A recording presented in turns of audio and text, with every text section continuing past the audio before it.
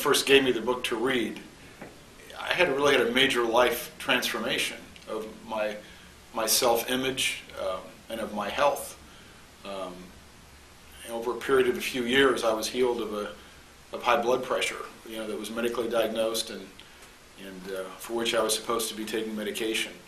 And not really knowing what was going on, I had this really amazing healing that I discovered when I had my draft physical, that I thought I was going to get out of the draft, and I didn't, because I'd had this healing. And I didn't even realize that, during college, I was struggling with a lot of issues, like I was going to get drafted, and like my relationships with women, and I was in a school that was definitely over my head academically for a while, and so I was struggling with these issues, and I read Science and Health as much as I read my other school books, because when I read it, I felt better about myself. I felt like there was hope, and not really thinking about any other reason to read it. I kept reading it, and as I said, by the time I graduated, I suddenly didn't have high blood pressure anymore, and so that kind of got me started into thinking this book really does change things. The ideas change things when you practice them.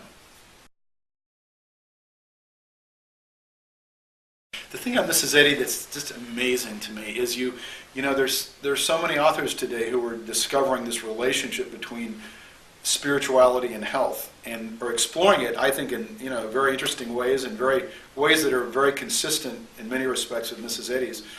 But the thing where she really has gone, she just has gone so far beyond where anybody is yet, is in developing a system of actually treating people, an actual system of achieving health, based upon, it isn't just ideas about, well, God's good and man's good, so that's it, or you just, you kind of think about a spiritual quality and that's it.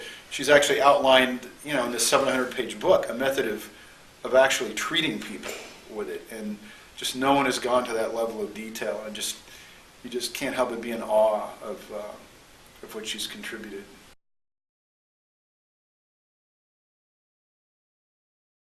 Whatever we do is ultimately affected by consciousness. It's driven by consciousness. How we perceive a situation, what we think our possibilities are, whether we feel powerful or weak in it, whether we feel potentially victimized or not, whether we feel we have any control over it. And I think her ideas give us a sense of empowerment. I'm pretty big on praying about hurricanes because I live in an area that has a lot of them, and had some amazing experiences of recognizing God's government of weather. It isn't just the hurricane itself that's the problem. It's the winds that blow it where it's going. And the Bible says God has the winds in His fists. So I often, especially during hurricane season in the Atlantic, I recognize that it's God who governs these winds. And I've just had a lot of experiences where kind of things that would looked horrible have been averted and been a lot less horrible than people thought they were going to be, or so it's very powerful. I just love it. Christian Science is not really, it isn't a religion or a church, but we so often think of it that way, and when you think of it that way, you tend to think of, here's what a church member looks like, here's what a student in the city looks like or acts like, or how they talk, or what they read, and I just realized that those are very artificial parameters. Just a few days ago, a woman called me who had an accident, and she found my website because she was at some other health and healing website, and my ad appeared, a Google ad appeared on that website, and she thought, well, this is interesting. She'd never heard of Science and Health, never heard of Mrs. Eddy, and she's called me 2 or 3 times in the last few weeks, and she's starting to read Science and Health. She finds it very engaging. She's getting Christian Science treatment, anytime she calls. And she said for the first time, her husband has found employment, who'd been unemployed for 6 months.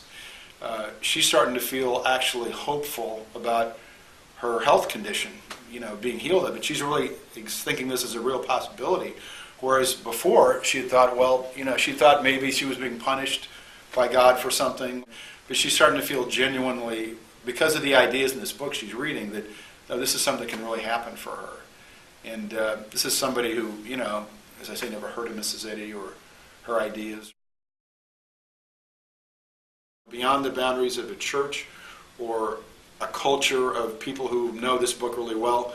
There's a whole other group of these millions of unprejudiced minds that they don't have to know a code or know a certain way to read it or a certain way to talk about it, but can be deeply helped by it.